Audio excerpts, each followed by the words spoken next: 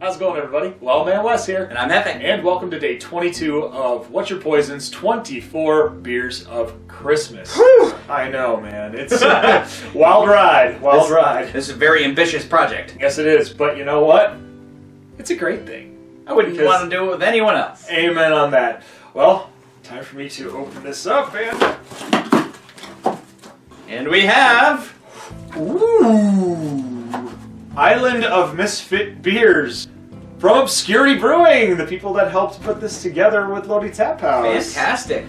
What do we got? Obviously, it's called, what does it say, Yukon? There's Yukon Cornelius. Oh, okay. That's the name of the character who's from the Rudolph movie.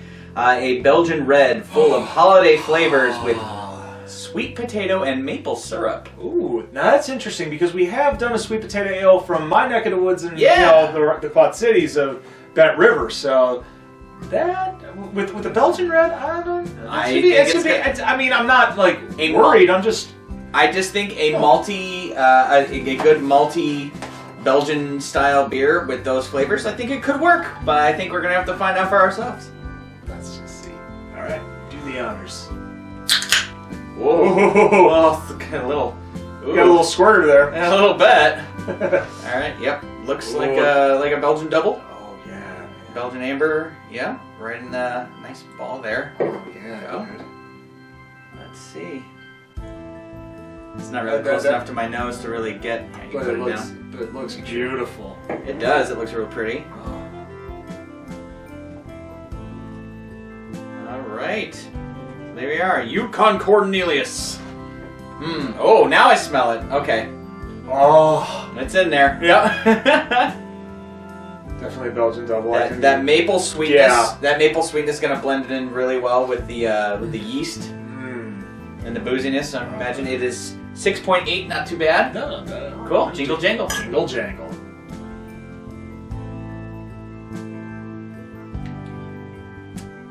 Wow. Whoa. That is like a sweet potato casserole. Or like pancakes. Like pancakes, yeah. Oh. It's definitely got like a bready character to it. It's the sweetness in that maple. Oh. Some of the sweetness, I guess, like an earthy sweetness from like a sweet potato. Mm-hmm. I'm getting all of that. That's why I think the sweet potato casserole right away. That kind of gets, that kind of hits me there. What would you rate this one? I mean, oh man, even after a bit, like the finish, it's just kind of sitting there. That's nice. That's pretty nice. Nice. Yeah. I'm gonna say nice. We already, for sure. We're twins today, by the way. Hey.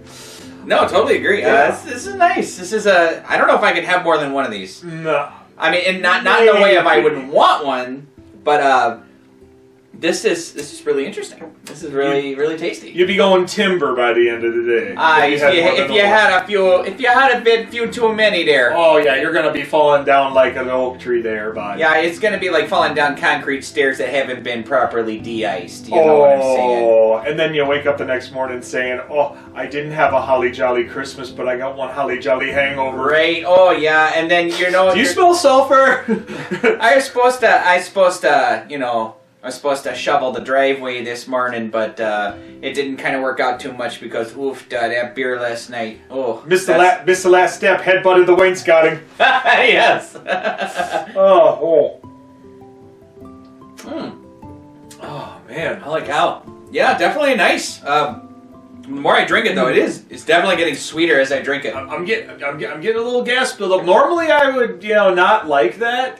But I guess because of the flavor and the texture of it, because it's so nice, I'm not mad. Yeah, I'm not mad at all. I'm loving this. Yeah, the carbonation in this is pretty heavy, and it's still heavy in the body too. Like every time I drink it, it's definitely a little suddy. It's not a bad thing. It's just it's more the Belgian characteristic of it being very carbonated. I can smell more of the sweet potato doing the 3 sniff. You can do the maple more with the drive-by. Yep. Okay. Well, now that we've reviewed this beer, it's time for me to review a movie. One that I hadn't watched in a while, and it was about time that I went back and revisited it. Sure. So, for those of you that know me personally, when it comes to remakes, I've always been a little on the fence about. Sometimes they're good, sometimes they're bad. But we're not talking about a remake today because when it comes to this movie, you have to go to the original. You have to go to the source. I'm talking about 1947's Miracle on 34th Street. I mean, there are some good, adaptations. Sure. Like especially like in the 90s. We had a good one, and a decent one. But this one is this is more near and dear, I guess, for me, because it's the first one that I saw as a kid. So, this movie is basically about Kris Kringle seeing a drunken Santa Claus basically falling over at the Macy's Day Parade. And he's not very happy about it. And he goes and talks to the event director saying, I don't appreciate this. This is, basically not necessarily as, Kris Kringle, just it's slander. And he's slander. It's slanderous. He's the audacity! Yes. You do it better as a Grinch, but Anyways, the event director says, well, why don't you, be Santa? Like, why don't you take over the role? And he's like, okay, well, fine, I'll do this just nicely. Well, he takes over as a mall Santa Claus, and one of her friends is an attorney and takes her daughter to the mall to meet Santa Claus. She's kind of in, I really don't believe this and that. And then, she goes up to him and, tries to yank on his beard. He goes, ouch! It's just kind of like, because most of us as kids, I don't know about you, there were times where, you go to see Santa at the mall and you're just like, want to pull it. But if you do that, your parents yell.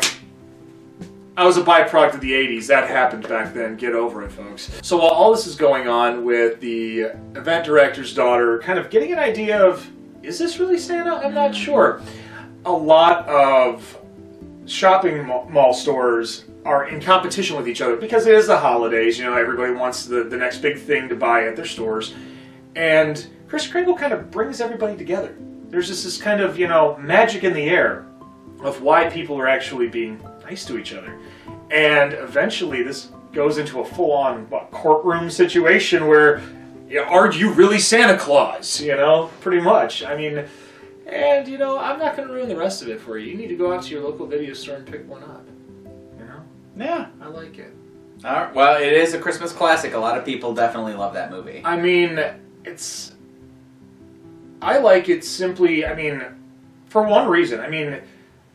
Not even the cast. You've got a lot of different people, and there you got a young Natalie Wood. You got a lot of, Maureen O'Hara.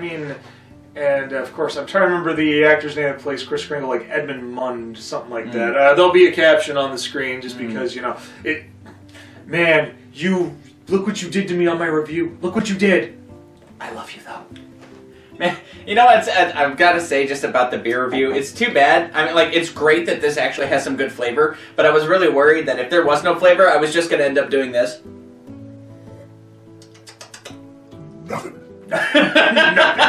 But there is definitely something there. Yeah. So, amen. Yeah. But we digress. Anyways, I love the message about it, because granted, when a lot of people get older, that kind of concept of whether you believe or don't believe, we've all probably had that moment where we've, walked in to our parents' room and opened up the closet and happened to see the presents. As one does. Yeah, as one does. So obviously that kind of takes away the mystery. Sure. As you get older. Even as adults, we kind of, it's that fourth wall. Yeah, we're in on it. We're in on it. It is what it is. But it's just the simple magic of it. When you watch a movie like this, it's timeless, and plus it gives you that moment of feeling young again, feeling rejuvenated, going, maybe I do believe. Yeah. I just don't know. I can't really put my finger on it, but it's a feel-good movie. Much like It's a Wonderful Life. Much like White Christmas. There are a lot of pivotal moments in these movies where something is affecting a character to the point where it's just like, is all hope going to be lost? But at the end, that magic just kicks in, and I don't care if I sound biased or not. I'm giving this one an A+. A+, he say. A+ on this one. There you go, brother. All right, well, we hope you enjoyed this episode. Make sure that you leave a thumbs up, and if you didn't really agree with us on the beer or the movie, leave a thumbs down. We take constructive criticism very easily over here. But also, make sure that you share on social media, and as always, it is the gift of giving this season. Push that little red button. And don't forget to ring that holly jolly bell for some instant notifications on Dragonfire Entertainment. We're going to have a lot more coming up after these couple beers. We're going to get back on doing some video games. Some other movie reviews. Not necessarily family friendly, but deal with it. Other than that, I'm Wildman Wes. And I'm Hefe. And we'll see you next time on day 23 of What's Your Poison's 24 Beers of Christmas. There is a Santa Claus. I'm a believer. I am a believer!